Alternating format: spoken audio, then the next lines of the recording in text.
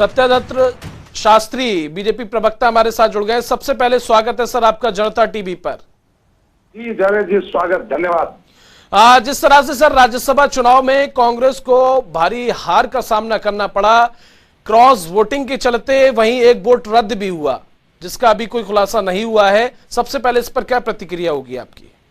मैं कांग्रेस की राजनीतिक भूल, कांग्रेस की राजनीतिक भ्रष्टता, मूर्खता, अवहेलना, इसके लिए कई शब्दों का प्रयोग मैं कर सकता हूं, क्योंकि कांग्रेस के लिए इस स्थिति को लाने के लिए कोई दूसरा व्यक्ति नहीं, कांग्रेस का नेतृत्व स्वयं है। यदि एक ही उदाहरण मैं दूं कि कुलदीप बिश्नोई इनके सबसे बड़े नेता मानते हैं थे, ये सभी प्रवक्ता बड़े नेता मानते थे, एक चुने हुए प्रतिनिधि थे, 2 महीने से अपने केंद्रीय नेतृत्व से बात रखना चाहते थे, उन्होंने उसको समय नहीं दिया। और ऐसे समय में नहीं दिया जब राज्यसभा के एक एक वोट की उनको चिंता थी। तब कांग्रेस के अंदर इस प्रकार की स्थिति देखी तो राजनीति होना स्वाभाविक था। हमने भी की, बाकी पार्टियों ने भी की, और वो जरूरी भी था। लेकिन इस स्थिति के लिए कांग्रेस का केंद्रीय नेतृत्व स्वयं जिम्मेवार है, उसके लिए दूसरे किसी को दोष देना मैं उचित नहीं समझता। मतलब सर आपका कहना है कांग्रेस इसका खुद जिम्मेदार है, कांग्रेस की वजह से ही ये क्रॉस वोटिंग हुई, ये आपका कहना है? बिल्कुल बिल्कुल, मैं इस पर 100% सहमत हूँ। और हरियाणा नेतृत्व नहीं, केंद्रीय नेतृत्व भी उतना ही दोषी है जो अपने नेताओं को संभाल कर नहीं रख सकता। वो एक्शन नेतृत्व ही उसने ये सब कुछ किया है। ठीक है, आप सर हमारे साथ बने रहिए। आनंद व्यानी कांग्रेस प्रवक्ता हमारे साथ जुड़ गए। सबसे पहले स्वागत सर आपका जनता टीवी पर। मेरा सवाल जिस तरह से सत्यव्रत जी हमारे साथ जुड़े हुए हैं, बीजेपी प्रवक्ता हैं, उन्होंने कहा जो क्रॉस वोटिंग हुई और एक विधायक का वोट भी रद्द हुआ और कांग्रेस को हार का सामना करना पड़ा, इसमें खुद कांग्रेस जिम्मेदार है। सबसे पहले प्रतिक्रिया आपकी इस पर। सत्यव्रत जी जो बात कह रहे हैं उनका कहना अपने तरीके से शायद उनका औचित्य होगा, परंतु ये गेम खेली किसने? ये टोटल गेम भाजपा ने खेली। और कुलदीप बिश्नोई जिस आत्मा की बात करते थे कि मैं अंतरात्मा से वोट डालूंगा, उस वक्त भी उनको अपनी अंतरात्मा को झांक लेना चाहिए था जब बीजेपी ने उनको धोखा दिया। इनका आपस में सिर्फ समझौता था। उस वक्त को ध्यान देते हुए कुलदीप बिश्नोई को वोटिंग करनी चाहिए थी। देखो, पार्टी से नाराज होना या किसी व्यक्ति विशेष से नाराज होना ये अलग बात है। इसको आज इस मंच के ऊपर जिस प्रकार से राज्यसभा के चुनाव में उन्होंने कांग्रेस के प्रत्याशी को वोट नहीं दिया, ये पार्टी से नहीं अपनी मातृशक्ति से धोखा है। मैं तो ये कहूंगा उनको अपने पिता के विषय में सोचना चाहिए। भी उनके पिता की आत्मा को भी उन्होंने ये कष्ट पहुंचाया है इस प्रकार का कार्य करके। और दूसरा जो वोट कैंसिल किया गया है, मैं पार्टी नेतृत्व से ही आग्रह करूंगा कि उस विधायक का ही पता करना चाहिए कि जिसने गलत वोटिंग की, गलत तरीके से उसमें चिन्हित किया, उस विधायक को भी दंडित किया जाना चाहिए। मतलब आनंद जी आपका कहना है कि ये बीजेपी का रचा हुआ षड्यंत्र था? बिल्कुल बिल्कुल, उसमें कोई दो राय नहीं कि कुलदीप बिश्नोई जिस प्रकार से मुख्यमंत्री से मिले थे, मुख्यमंत्री ने पहले स्पष्ट कहा दिया कि ये वोट हमें आएगा, और उस प्रकार से ही मुख्यमंत्री ने कुलदीप बिश्नोई का धन्यवाद भी किया। तो ये पूरा षड्यंत्र जो रच रही थी, बीजेपी रची थी, क्योंकि कुलदीप बिश्नोई काले धन के मामले के अंदर, उनके काले धन का मामला चल रहा है, उनका पासपोर्ट जमा है, कहीं ना कहीं बीजेपी ने उन पर इस प्रकार का दबाव बना रखा था कि ईडी की बात करें या किसी प्रकार का दबाव बना रखा था, और उस दबाव के तहत ही कुलदीप बिश्नोई ने हो सकता है ये निर्णय लिया हो। सत्यव्रत जी, बड़ा आरोप है आपकी पार्टी पर, क्या कहेंगे इस पर?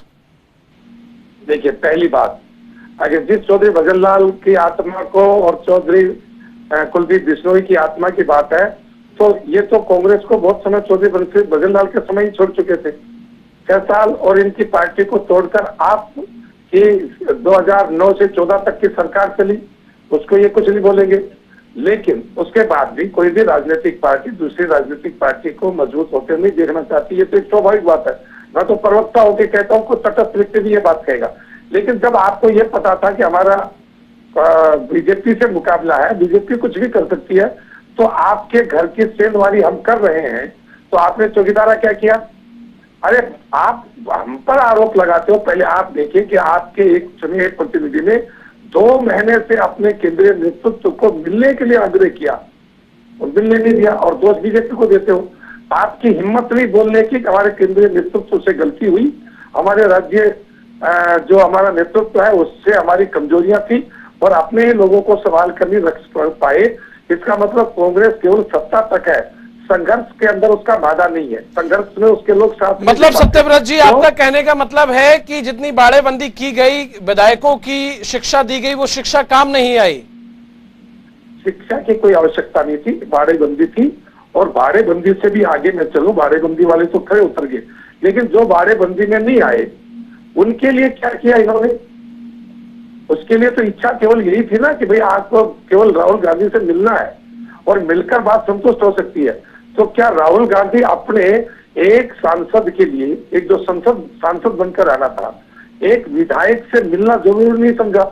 और लोकतंत्र के अंदर समझिए, जब एक चुने हुए प्रतिनिधि की बात सुनी नहीं जाती तो वहां सामान्य आदमी की बात सोची और सुनी जाती होगी। इसके ऊपर तो स्वाभाविक कोई भी आदमी अपना विचार रख सकता है। इतनी गलती, इतनी मूर्खता, इतनी सख्तता तो कोई भी नहीं करता जो कांग्रेस के नेतृत्व ने इस चुनाव के दौरान अपनी पार्टी के नेताओं के साथ किया है। इसलिए आनंद व्यानी जी, ध्यान आप जेपी पर मत लगाओ, ध्यान आप अपने नेतृत्व पर लगाओ कि जिनकी गलत नीतियों के कारण से आप कुंठित होकर बैठे हो और बोलने के लिए शब्द आपके पास नहीं। मतलब सर, आपका कहने का मतलब है कांग्रेस के नेतृत्व में ही कमी है? मैं तो स्पष्ट मानता हूँ, पिछले 10 दिन से। ठीक है सर, ठीक है। आनंद जी, आपकी प्रतिक्रिया इस पर? आपके नेतृत्व पर सवाल उठाया गया, आपके नेतृत्व में ही कमी है। सत्यव्रत जी, हमारे नेतृत्व की कमियों की इतनी चिंता करते हैं, मुझे खुशी है इस बात की कि हमारी पार्टी की इनको चिंता है, हमारे नेतृत्व की चिंता है। कहीं किसी के पास कोई चीज होती है, उनको इनको ये भी पता है अगर कोई देश को बचाएगा तो कांग्रेस पार्टी बचाएगी। इसलिए इन्होंने ये चिंता जाहिर किया कि कहीं ना कहीं इनके मन में भी कांग्रेस के प्रति एक सहानुभूति है। जब तक दूसरी तरफ अगर मैं बात करूं, नेतृत्व को पता था कि इस प्रकार कुलदीप बिश्नोई मानने वाले नहीं है, केवल वो इस तरह से अपनी बात को टालना चाहते हैं कि मेरे से पता नहीं कितने ज्ञान को लोग ऊपर बैठे हैं। ये सारी चीज सोच के उन्होंने शायद मिलने का समय नहीं दिया होगा, परंतु उनको ये भी पता था कि कुलदीप बिश्नोई पे काले धन का जो मामला चल रहा है, बीजेपी उस पर पूरा दबाव बना रही है और वो उस दबाव के आगे झुकेंगे। इसलिए मेरे को लगता है राहुल गांधी जी उससे नहीं मिले। तो आज चीज मैं आपके बीच में नहीं बोला, आपका नेतृत्व तो मिलता, उसके बाद में तो पब्लिक में तो कह सकते थे, आप उसके खिलाफ तो जा सकते थे। आपने तो एक बात बताया, का ही मौका नहीं दिया। सत्यव्रत जी, कुंडू ने वोट नहीं डालने का निर्णय लिया, 20 साल और मिलने गए तो क्या आपको वोट देने आगे? वो पता आपको भी था वोट देने नहीं आएंगे, तो इसका मतलब ये मतलब आप 5 बार करेंगे, हमें आप कैसे रोकेंगे? ये कोशिश नहीं, ये सिद्धांतों, ये सत्यव्रत कोशिश नहीं होती, ये कई बार सिद्धांतों से में गिर के वो राजनीति करने वाली बात है। भाजपा वोट के मैं कहता हूँ किसी हद तक भाजपा वोट के लिए नीचे भी जा सकती है। वो कर्तव्य आपने दिखा दिया, जनता को भी दिखा दिया कि हम किसी भी हद तक नीचे आप जिस रसातल की तरफ जा रहे हो, परमात्मा आपको नीचे लेके जाए, हम तो यही चाहते हैं। सत्यव्रत जी, मेरा आपसे सवाल ये है और काफी अहम सवाल है, चूंकि मुख्यमंत्री मनोहर लाल के द्वारा ये भी कहा गया कि बिश्नोई जी ने जो फैसला लिया अपनी अंतरात्मा से लिया, अगर वो बीजेपी में आना चाहे तो उनका स्वागत है, ऑफर भी दिया गया कहीं ना कहीं।